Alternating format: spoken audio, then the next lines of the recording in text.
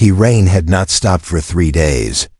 It poured steadily over the cracked streets of the forgotten neighborhood, where puddles formed small rivers and the wind carried the scent of rust, old wood, and forgotten dreams. Beneath a worn-out tarp, stretched above the entrance of a collapsed garage, sat a young black boy named Micah. His hands were dark with grease, his fingers calloused from years of labor far beyond his age. He was no older than 10, yet his back bent like someone twice his years. He lived alone, surrounded by broken tools and memories of a father who had once called this place his. Micah had nothing, no family, no school, no warmth, yet he had something. Most children his age no longer carried a deep urge to fix things. Machines, wheels, radios, carts, even dreams. If it was broken, Micah tried to mend it. That morning, as thunder grumbled like an old man, Micah heard the squeak of a wooden wheel giving up. It came from across the road, near the trash-stained alley. He stood from his stool, wiped his hands on a rag more whole than cloth, and stepped out into the rain. There, struggling with a bent cartwheel, was an old man. His clothes were soaked, his hair white and matted, and his face hidden beneath a sagging hat. Without hesitation, Micah knelt beside the cart. He didn't speak, he didn't ask, he simply worked. His small fingers found the warped axle, realigned the spokes, and adjusted the weight. The rain made it harder, but Micah didn't seem to notice. The man watched him with eyes full of tired wonder, as if he had just seen a ghost from long ago, a child who still believed in kindness. Micah didn't ask for food or money. He didn't even wait for a thank you. When the wheels spun true again, he nodded once and returned to his broken world, as if nothing had happened. But something had.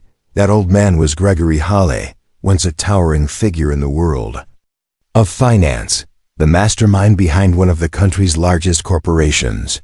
But betrayal, illness, and time had stripped him of everything. He had vanished into the shadows of the city, reduced to pushing a cart filled with cans and forgotten hope. And on that rainy day, the hands of a poor orphan had done more than fix a wheel. They had awakened something that Gregory thought he had buried, the will to believe again. That night, Gregory did not sleep. He sat by the broken street lamp and thought of the boy with the steady hands and silent strength. He had seen ambition in countless men, but never had he seen purity in a child so weathered by the world. Micah, unaware of the storm he had stirred, curled up beneath an old coat, the sounds of dripping water lulling him into uneasy dreams. He had done what he always did. He fixed what was broken. But this time, what he repaired wasn't just a cart. It was a soul. And without knowing it, the boy had taken the first step into a destiny that would change everything. Gregory Halley stood still for a long time after the cart began to roll. The street around him had emptied, the rain finally slowing to a whisper. But the weight in his chest only grew heavier. That boy, the one with oil-stained hands and eyes, older than his years, had awakened something long buried beneath Gregory's hardened heart. He had seen wealth come and go.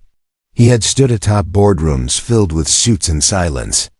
But never had he felt the quiet power of true selflessness the way he did that morning.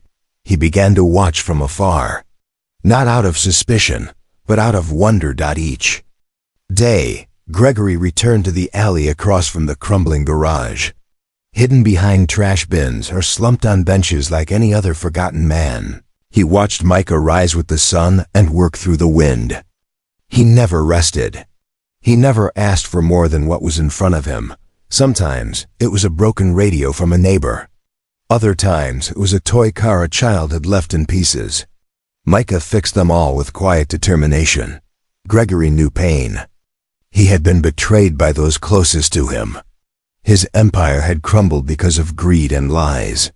But Micah had never known any of it, yet carried himself with the calm of someone who had survived every storm. And Gregory wondered, what had life taken from this boy to leave him so silent and strong? One evening, Gregory saw Micah offer his only loaf of bread to a stray dog. The boy sat on the step of the garage, stomach growling, eyes tired, but he smiled as the dog licked his hands and ate. Gregory turned his face away, afraid that tears would betray him. That night, Gregory did something he hadn't done in years. He wrote. On a soggy notebook he had salvaged from a trash pile, he began to sketch. Not with pencil and rulers like before, but with memories and longing. He sketched a blueprint, not of a building, but of a life. A vision of something that could be built again. A future. A second chance, not for himself, but for the boy who had unknowingly repaired the wreckage of a shattered man. Gregory wasn't sure what this new fire inside him meant yet. All he knew was this: Micah must never know who he truly was. Not yet. Because what Gregory was building wasn't built on pity or charity or even guilt. It was built on honor. And one day soon, Micah would see that a single act of kindness could reshape a forgotten destiny. But destiny is never quiet. And in the shadows of the city, others were watching too. Not everyone smiled at goodness. And Micah's simple world was about to be stirred by forces far greater than he could imagine. Micah's days had become a rhythm of struggle.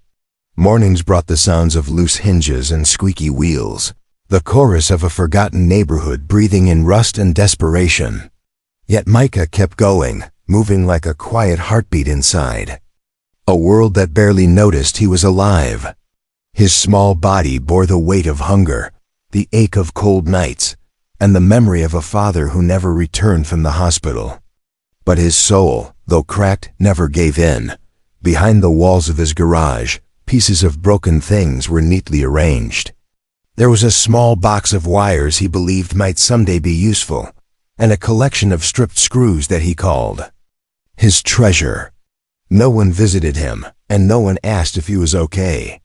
But Micah still fixed the world, one shattered object at a time. On the other side of the street, Gregory Halle watched and waited. He had begun collecting information, quietly talking to people who remembered him only as a ghost, using what little savings he had left from old accounts that had not been closed. With every piece of information he gathered, one truth became clear: the boy had no one. No mother, no guardians, no school record. He was invisible, and yet, the way Micah lived, there was no bitterness, no anger. Only a quiet kind of strength that Gregory had never seen in boardrooms or business schools. It was the strength of someone who had been through the fire and had come out forged, not burned. But as Gregory moved through the city's corners, he began to notice something unsettling. There were whispers, not about him, but about the boy. Micah's talents had not gone unnoticed. Word had begun to spread: a child who could fix anything. A boy who charged nothing, worked tirelessly, and never said no. Some praised him. Others wanted to use him. And not everyone came to his garage with honest hearts. One man in particular, a local scrap dealer named Coulson, had started visiting more often. He brought with him broken gadgets and cruel smiles. He offered small coins and fake praise, and Micah, too innocent to see through it, worked without question. Gregory watched it unfold, rage tightening in his chest like a clenched fist. That night, as Micah slept curled against a worn sack of rags, Gregory stood in the rain, unseen beneath a broken umbrella. He stared at the dark alley where Coulson had disappeared hours before, and he knew time was running out. If he waited any longer, others would take what little light remained in the boy's life. And Gregory could not let that happen. Not again. Not to someone who still believed the world was worth fixing. He began making plans, quiet ones, hidden beneath layers of old contacts and secret meetings. He would reclaim what was his, not for pride or power, but to protect the boy who had unknowingly given him something more valuable than any fortune hoped. But the city was a place that fed on weakness. And Micah, for all his strength, was still just a child. The storm was coming, and this time, it wouldn't be rain. Each single quote's essays had become a rhythm of struggle. Mornings brought the sounds of loose hinges and squeaky wheels, the chorus of a forgotten neighborhood breathing in rust and desperation. Yet Micah kept going, moving like a quiet heartbeat inside a world that barely noticed he was alive. His small body bore the weight of hunger, the ache of cold nights, and the memory of a father who never returned from the hospital. But his soul, though cracked, never gave in. Behind the walls of his garage, pieces of broken things were neatly arranged. There was a small box of wires he believed might someday be useful, and a collection of stripped screws that he called his treasure.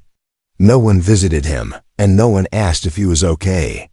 But Micah still fixed the world, one shattered object at a time. On the other side of the street, Gregory Halle watched and waited. He had begun collecting information, quietly talking to people who remembered him only as a ghost, using what little savings he had left from old accounts that had not been closed. With every piece of information he gathered, one truth became clear. The boy had no one. No mother, no guardians, no school record. He was invisible, and yet, the way Micah lived, there was no bitterness, no anger. Only a quiet kind of strength that Gregory had never seen in boardrooms or business schools. It was the strength of someone who had been through the fire and had come out forged, not burned. But as Gregory moved through the city's corners, he began to notice something unsettling. There were whispers not about him, but about the boy. Micah's talents had not gone unnoticed. Word had begun to spread. A child who could fix anything. A boy who charged nothing, worked tirelessly, and never said no. Some praised him. Others wanted to use him. And not everyone came to his garage with honest hearts. One man in particular, a local scrap dealer named Coulson, had started visiting more often. He brought with him broken gadgets and cruel smiles. He offered small coins and fake praise, and Micah, too innocent to see through it, worked without question. Gregory watched it unfold, rage tightening in his chest like a clenched fist. That night, as Micah slept curled against a worn sack of rags, Gregory stood in the rain, unseen beneath a broken umbrella. He stared at the dark alley where Coulson had disappeared hours before, and he knew time was running out. If he waited any longer, others would take what little light remained in the boy's life. And Gregory could not let that happen. Not again. Not to someone who still believed the world was worth fixing.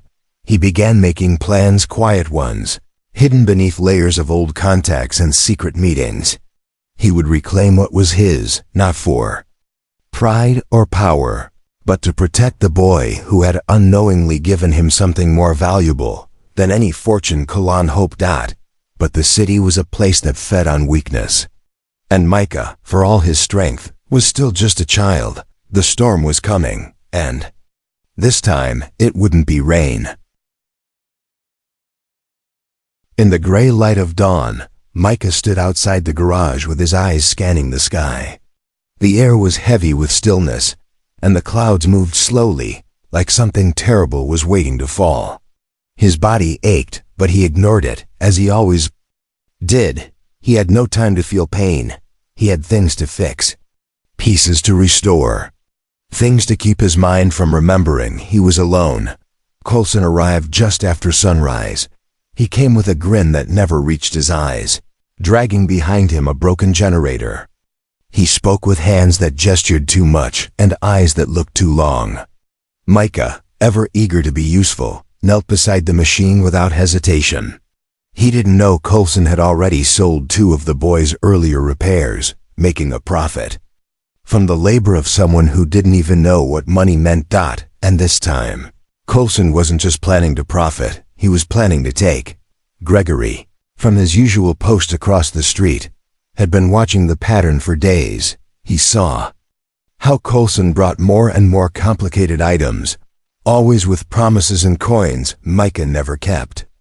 Gregory's blood boiled as he watched the man lean in too close, hands heavy on the boy's shoulder, pretending to teach while his eyes searched the garage for things to steal.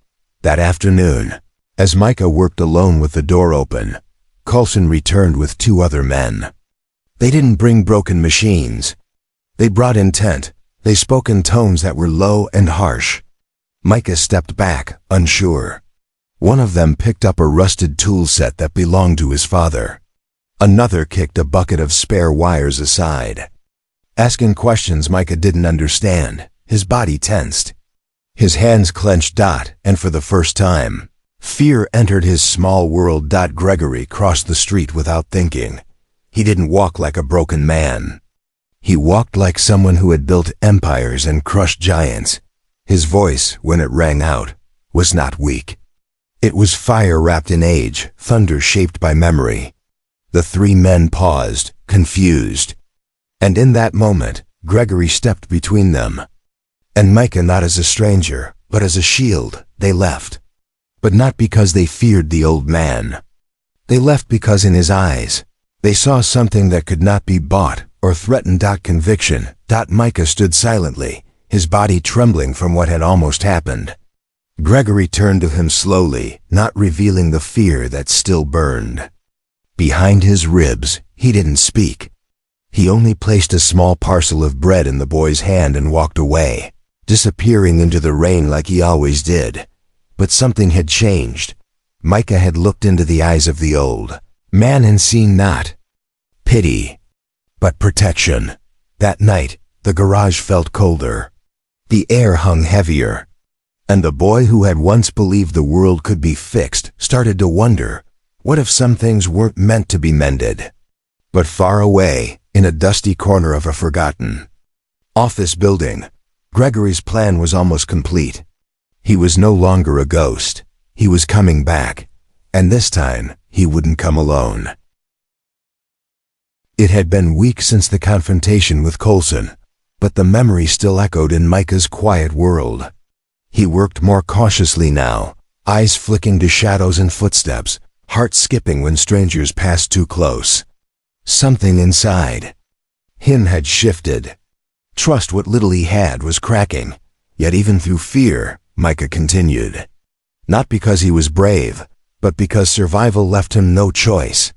His tiny body bore the weight of poverty with grace, his spirit clinging to small routines like a child holding onto thread in a storm. Meanwhile, far from the cracked streets and rusted garage, Gregory Holly stood in the tall silence of a building no one had entered in years.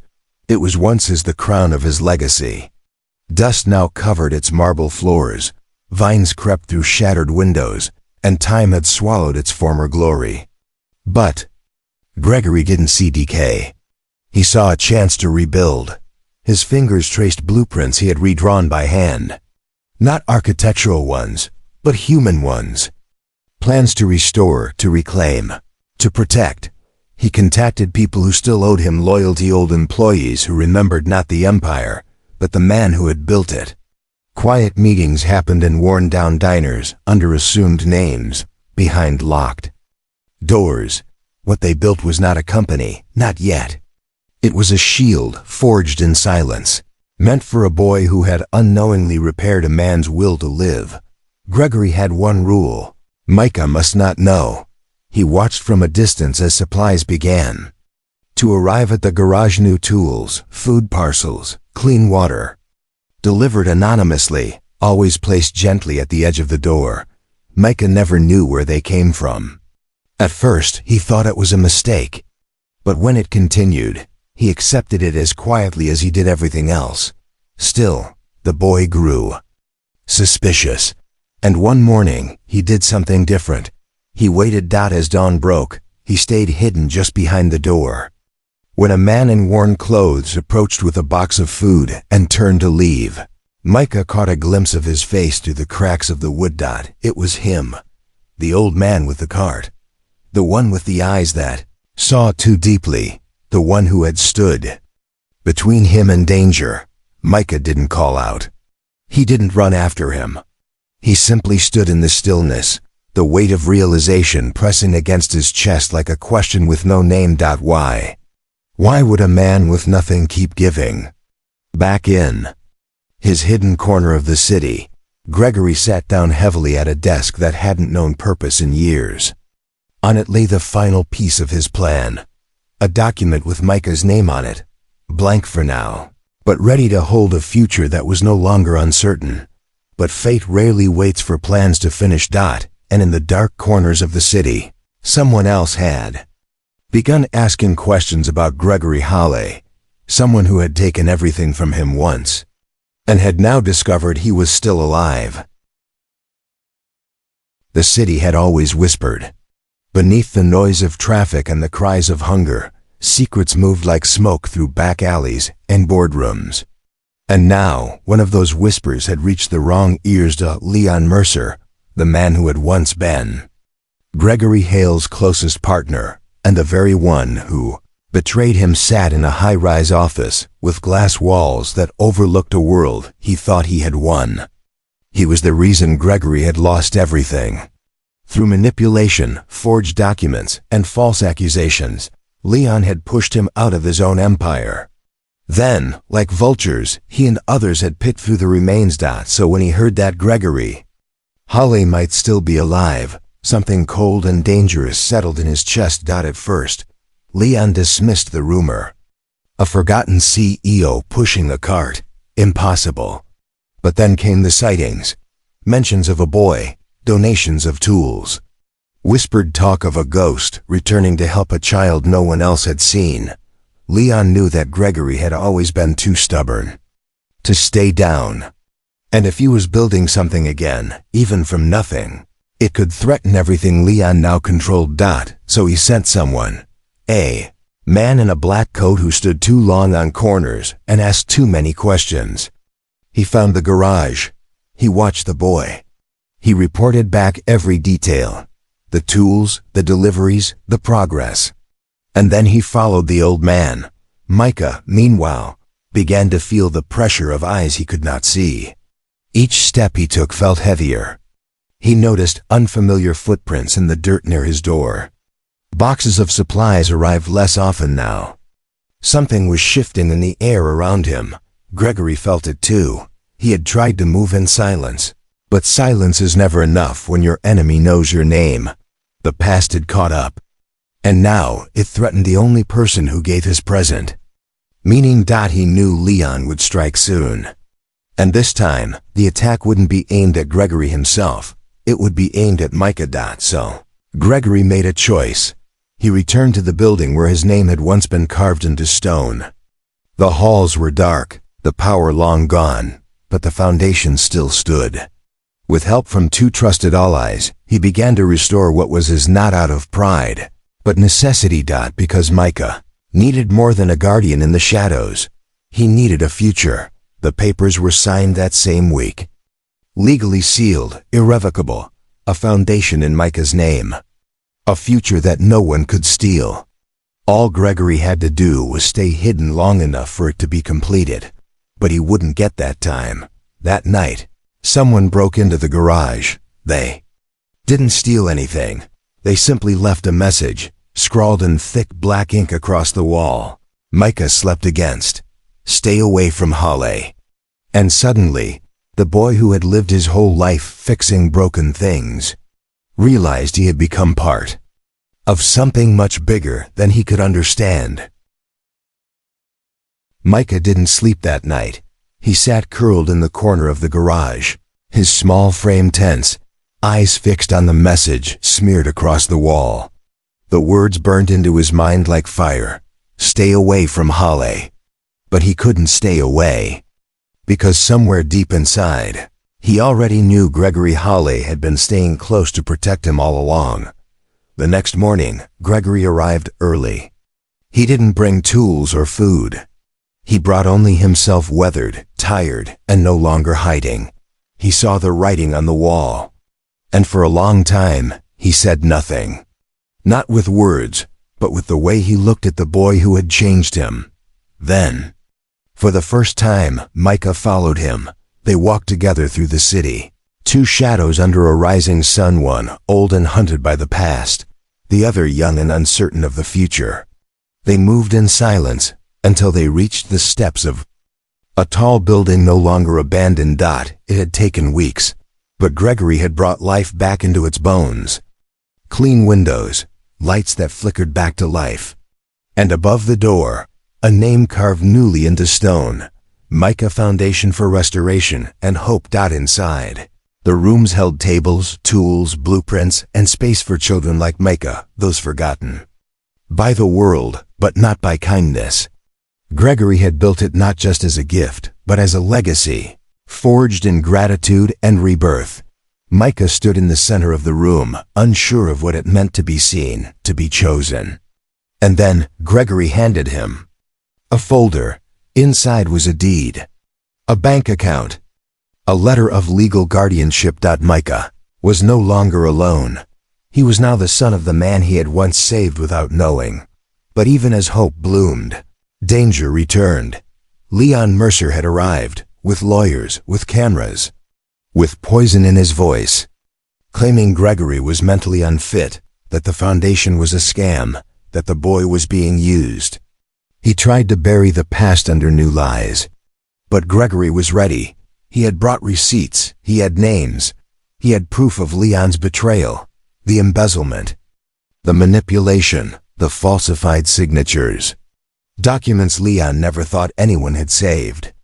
But Gregory had held them all these years, waiting for the moment when the truth would no longer serve revenge, but justice. In court, Leon's empire collapsed like paper and water. And for the first time in years, Gregory Holly stood tall in the light, not as a fallen CEO, but as a father, reborn. The garage where Micah once lived became a museum of sorts, left untouched.